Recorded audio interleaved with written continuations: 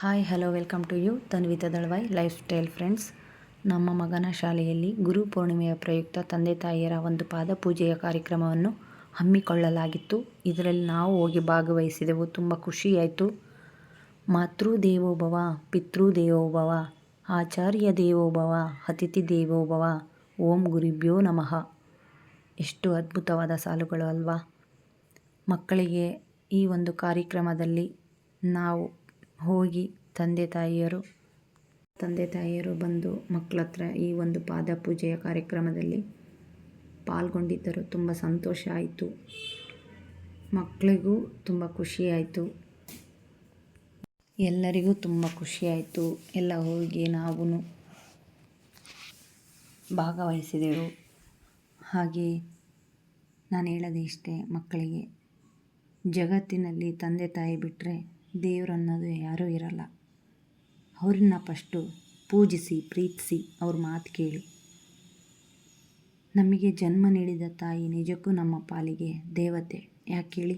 9 ತಿಂಗಳು ತನ್ನ ಗರ್ಭದಲ್ಲಿ ಹೊತ್ತು ಕಂಡ ದೇವರುಗಳಲ್ಲಿ ಹರಕೆ ಹೊತ್ತು ಪ್ರಾರ್ಥಿಸಿ ನಮಗೆ ಒಂದು ಜನ್ಮ ಕೊಡ್ತಾರೆ. ಹಾಗೆ ತಂದೆ ನಮ್ಮ ಕಷ್ಟಗಳು ಅವರ ಇಷ್ಟಗಳಾಗಿ ತಗೊಂಡು ಏನು ಬೇಕೋ ಎಲ್ಲ ಕೊಡಿಸ್ಕೊಂಡು ಒಂದು ಸಂಸಾರದ ನೌಕೆ ತೂಗಿಸ್ಕೊಂಡು ಹೋಗ್ತಾರೆ.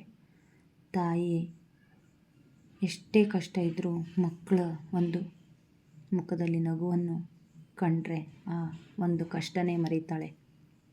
ತಂದೆಯಿಂದ ಪಡೆದ ಗತ್ತು, ತಾಯಿಯಿಂದ ಪಡೆದ ತುತ್ತು, ಗುರುಗಳಿಂದ ಪಡೆದ ಶಿಸ್ತು, ಸೋತು ದುಡಿದು ತಿನ್ನುವ ಜೀವನದ ನಿಯತ್ತು, ಹೆಜ್ಜೆಗಳು ದಾರಿ ತೋರಿಸಿದರೆ ಕಷ್ಟಗಳು ಗುರಿ ತೋರಿಸುತ್ತವೆ.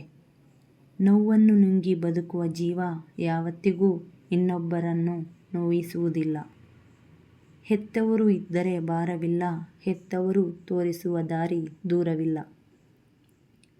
ಹೆತ್ತವರ ಸೇವೆಯಲ್ಲಿ ಸ್ವಾರ್ಥವಿಲ್ಲ, ಹೆತ್ತವರ ಹಾಗೆ ಯಾರೂ ಇಲ್ಲ.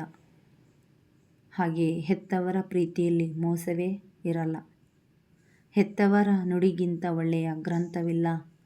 ಹೆತ್ತವರ ಮಾತು ಕೇಳಿ ಚಿಂತೆಯೇ ಇರಲ್ಲ. ಹಾಗೆ ಹೆತ್ತವರ ಕಷ್ಟಗಳನ್ನು ನೋಡಿ ಬದುಕಿನಲ್ಲಿ ಸೋಲನ್ನೋದೇ ಇರಲ್ಲ friends.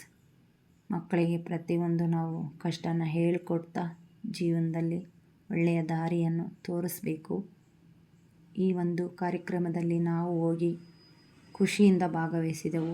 Scent John's English medium ಶಾಲೆಯವರಿಗೆ ತುಂಬ ಧನ್ಯವಾದಗಳನ್ನು ತಿಳಿಸುತ್ತೇವೆ. ಹಾಗೆಯೇ ತುಂಬ ಖುಷಿಯಾಯಿತು.